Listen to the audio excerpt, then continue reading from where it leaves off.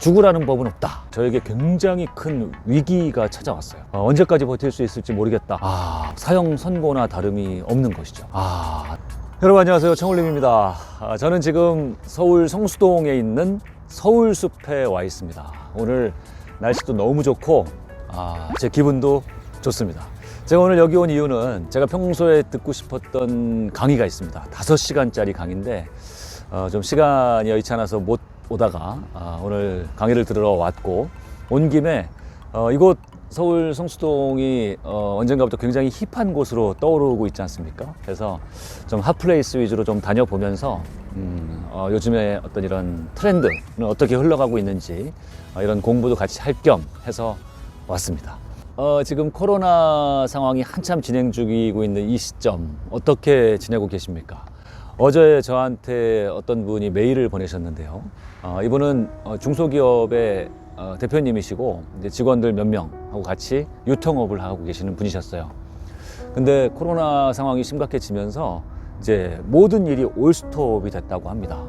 그 이제 사무실에 나와서 할 일도 없어서 직원분들을 전부 집으로 돌려보내고, 근데 무급 휴가를 주는 건 정말 싫어서 지금 급여의 한 50% 정도를 지급을 하면서 지금 힘든 시기를 버티고 있다. 그런데 언제까지 버틸 수 있을지 모르겠다.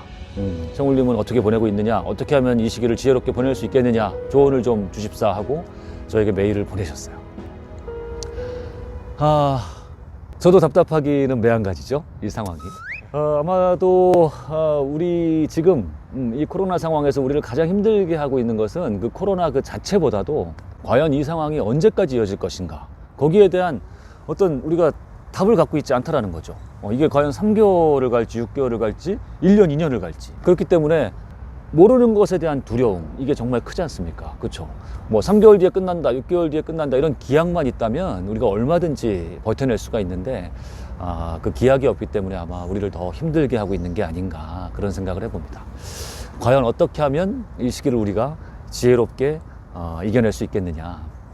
저는 요즘에 제 과거 생각이 너무 많이 떠오릅니다. 제가 지난 2009년도에 직장을 나와서 투자자의 삶을 시작을 했었죠.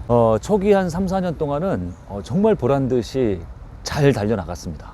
저도 열심히 했고 운도 많이 따라줬고 그리고 시장 상황도 저를 굉장히 많이 도와줬었죠. 해서 한 3, 4년 동안 매년 제가 목표한 바에 뭐 2배 이상씩 그런 좋은 성과를 내면서 앞으로 쭉쭉 아주 잘 달려나갔었습니다. 근데 한 4년 정도 됐을 무렵에 저에게 굉장히 큰 위기가 찾아왔어요. 그건 뭐냐면, 투자는 너무나 잘하고 있었고 잘 됐는데 투자를 또 너무 많이 계속 하다 보니까 어느 시점에 투자금이 완전히 바닥이 나버린 겁니다. 네. 투자가 직업인 사람한테 이 투자금이 바닥이 났다는 것은 뭐 사형 선고나 다름이 없는 것이죠.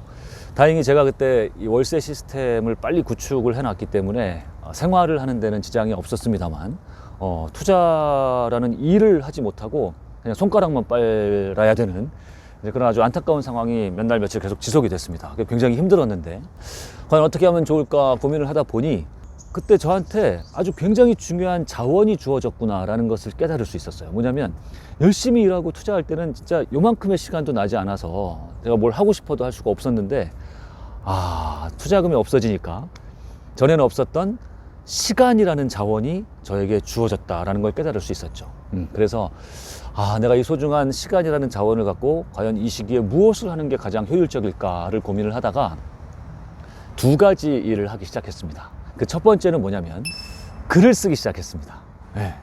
제가 투자할 때는 뭐 시간이 도저히 없어서 글을 쓰고 싶어도 쓸 수가 없었는데, 이제 직장을 나와서 이 투자자의 삶을 시작했던 어떤 그런 뭐 계기나 그런 일, 실제로 아무것도 모르던 사람이 이 투자판에 뛰어들어서 맨땅에 헤딩을 하면서 겪었던 그 많은 일들, 그리고 저의 투자 사례, 이제 그런 것들을 하나하나 글로 조금씩 옮기기 시작했죠.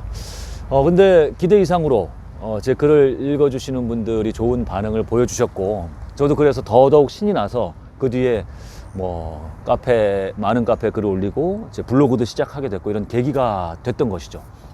근데 지금 와서 생각을 해보면 그때 투자금이 없어져서 제가 글을 쓰기 시작하지 않았더라면 아마 지금 이렇게 저와 여러분이 만나는 이런 일도 아마 없었을지도 모르겠다. 그냥 투자가 잘 되고 계속 투자만 했더라면 그냥 저 혼자 투자해서 돈 많이 버는, 그냥 혼자 잘 먹고 잘 사는 아마 그런 사람이 되어 있지 않았을까. 네, 그런 생각이 드는 것이죠. 어쩌면 좀 전화위복이 된 게 아닌가 그런 생각을 해보고, 또 한 가지 했던 일은 뭐냐면, 그때 너무 정신없이 투자만 하느라고 제가 어떤 이런 투자의 어떤 그 영역을 넓히지를 못했어요. 계속 하던 투자만 반복하고, 그게 또 잘 되니까 아파트 투자, 뭐 빌라 투자 이런 것들만 계속 반복하고 해서 돈은 벌릴지언정 뭔가 이 실력이 늘질 않는다, 뭔가 발전이 없다, 어떤 그런 뭔가 좀 이런 프레임에 갇혀 있는 게 아닌가, 그런 생각, 답답함에 계속 빠져 있었거든요.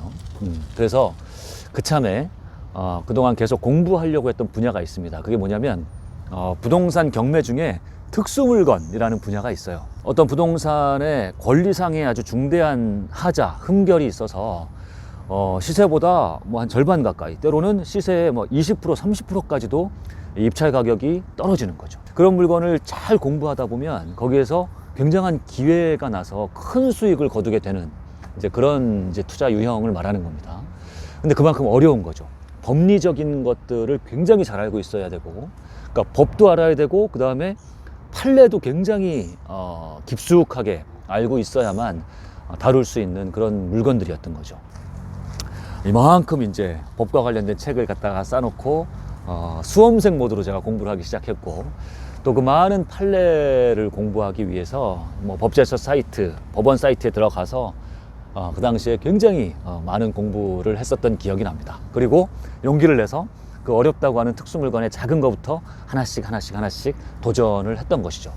그리고 또 운 좋게 첫 번째, 두 번째 도전했던 물건들에서 적지 않은 수익이 났고, 제가 그것을 발판으로 용기를 내서 그 특수물건 분야에 계속 그 이전에는 상상도 할 수 없었던 그런 큰 수익을 언젠가부터 내기 시작했던 겁니다. 이제 돈이 생기고 난 뒤부터. 지금 생각해 보면 그때 그렇게 투자금이 부족해서 특수물건을 공부했던 그 기간이 없었더라면 아마 제 투자가 그렇게까지 발전을 하고 제가 성장하기는 어려웠을 거라고 생각을 합니다. 그 투자를 하지 못했던 게 뭐 한 몇 개월 동안 쉬고 일은 못했을지언정 오히려 그 시간에 공부를 하고 나를 단련하고 오히려 계속 투자했을 때보다도 훨씬 더 큰 성장을 이어갈 수 있었다. 그러니까 요즘 코로나 때문에 우리가 힘들다 보니까 이런 생각을 계속 이제 하게 되는 겁니다. 헬렌 켈러가 이런 말을 했었습니다. 한쪽 문이 닫히면 반드시 다른 쪽 문이 열린다. 그런데 사람들은 그 새로 열린 문은 보지 못하고 그 닫혀있는 문만을 계속 보고 있더라. 그런 말을 남긴 적이 있습니다. 너무 멋진 말이죠. 우리 식으로 치면 죽으라는 법은 없다. 뭐 이런 말이죠. 뭔가 이제 힘든 상황이 오고 내가 어떤 위기 상황에 빠졌을 때 너무 부정적인 생각에만 갇혀 있고 어떡하지? 큰일 났다. 나 이러다가 큰일 나는 거 아닌가? 이런 생각에만 빠져 있으면 더더욱 그 구덩이에서 빠져나오기가 힘든 게 맞습니다. 근데 그럴 때일수록 내가 지금은 비록 힘들지만 또 세상에 뭐 계속 힘든 것만 있는 것도 없고 또 좋다고 해가지고 좋은 면만 있는 것도 아니거든요. 뭔가 이런 반사이익적인 거, 반대급부적인 거 이런 것들이 반드시 있게 마련이거든요. 이런 걸 생각하면서 지금 내가 할 수 있는 것을 찾아야 됩니다. 네. 저도 오늘 이렇게 또 시간이 있으니까 이렇게 공부도 하러 오고 뭐 이런 세상 구경도 하러 다니고 이러는 거고, 또 합니까? 이렇게 제가 오늘 강의를 듣고서 오히려 계속 시간 없이 일만 하던 때에 비해서 더 어떤 좋은 성과를 낼 수 있는 어떤 그런 기회나 계기를 찾을 수도 있고, 어려운 시기를 가장 지혜롭게 잘 보내는 방법은 지금 내가 있는 바로 이곳에서 내가 갖고 있는 것을 활용해서 지금 내가 할 수 있는 행동을 하자. 여러분들 이 말씀 명심하시고 이 힘든 시기를 지혜롭게 잘 넘겨가시기 바랍니다. 여러분 화이팅입니다. 가자!